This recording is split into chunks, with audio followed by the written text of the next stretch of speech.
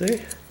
I just reattach those screws. I put them in tight. I used to make them loose and then everything would flop around and stuff, but I put it all back together like that, and then your two little screws for this, you can put those in like that, put a little piece of masking tape around it on both sides or something so that these screws don't get lost. You know, or however you're going to do it to keep these screws so you know where they're at in case you need to use this doorknob again. Okay, doorknob's still in really good shape. It's about I don't know, $85, $90 doorknob. So I'm going to save it for something else on down the road. I'll put that deadbolt together the same way. All right, the moment of truth. Did I eat my Wheaties this morning or not? This probably is going to be heavy.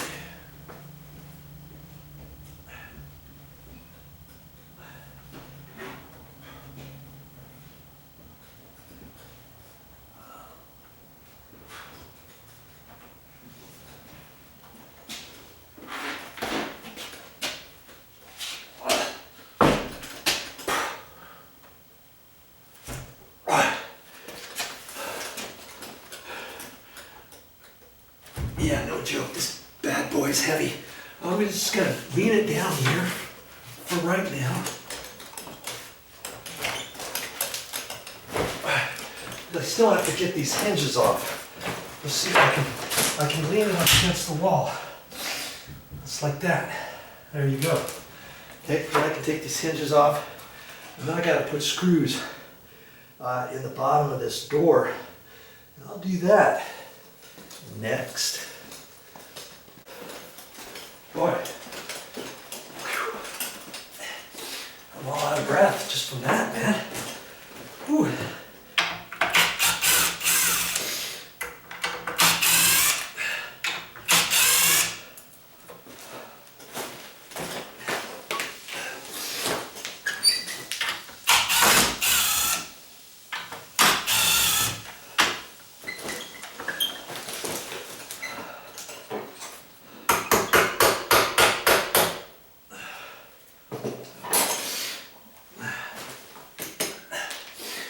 Depending on the last person, if you put these hinges on before this door dried from the paint, these could be hard to get off. You don't want to just whack it without paying attention because you could rip off a little piece of wood. Now you've got that to deal with, to patch, you know.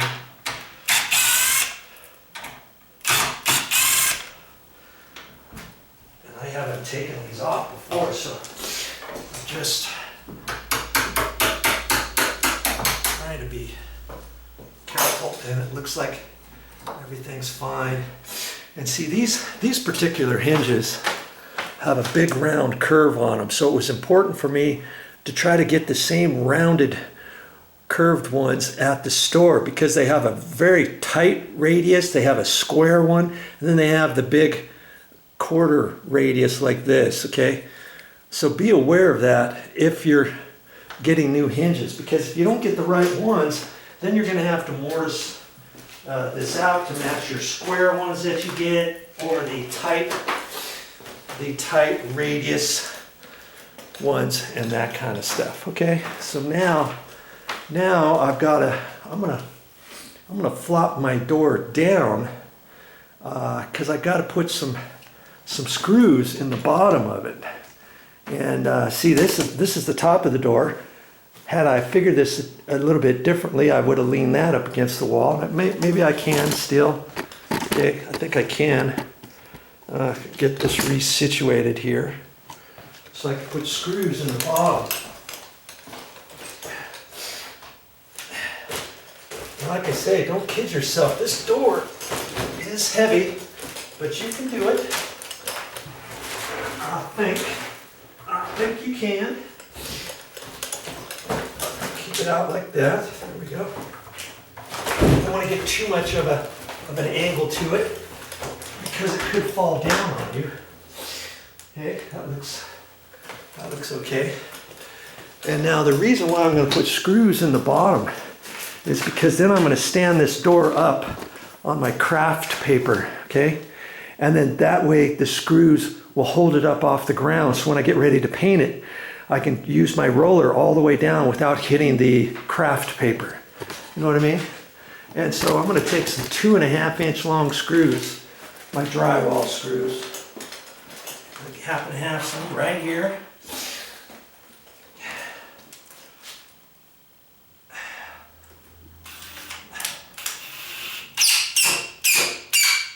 And that's all that's going to hold the door up off the ground.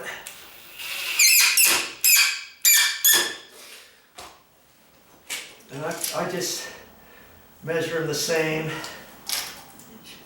Hey, that looks pretty good. The way it is, maybe this one in a little. That's good, that's enough. Okay, so now I've got to lean this up against the wall. That's going to be tricky in itself without breaking off those screws, okay? Okay, so I'm going to take that and I'm going to bring it over here and see what I can do about tilting this up and getting it over there. Boy. Okay, how else can I do this without lifting it? Maybe I can do it without lifting it all the way by flip-flopping it around back and forth. We'll see how we can do this. This is easier. It's easier to do it this way. Maybe. We'll see. We'll see how I can do it. I don't know. I'm gonna flip it up, I think. How can I do this? See, I want the hinges facing out, I think, to me.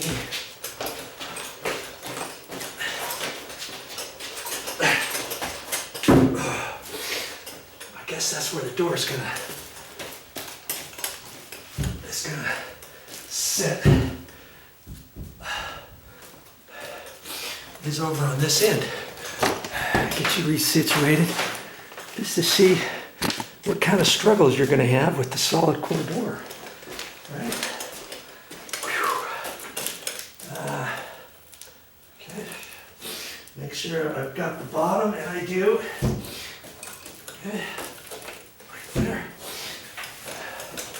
And now, I think, whoa, gee, see, I can do it flat like that. Oh, there, it's on there, on the screws. I can swivel this into place, this, and see if I need to get it up closer to the wall or away from the wall. I want to go to my left a little bit, I think. I keep on my craft paper.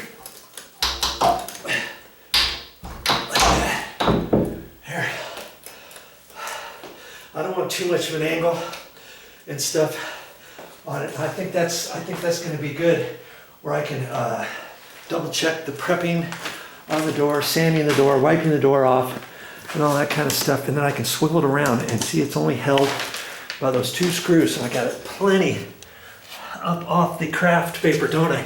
Oh, look at that screw there. Look at that. It's crooked, and it could. If I'm not watching it, it could tilt down because this is a solid core door. It could break off. I'm just trying to make it straighter. I'm gonna have to be careful with that one. I'm not liking it. It tilted in there, and I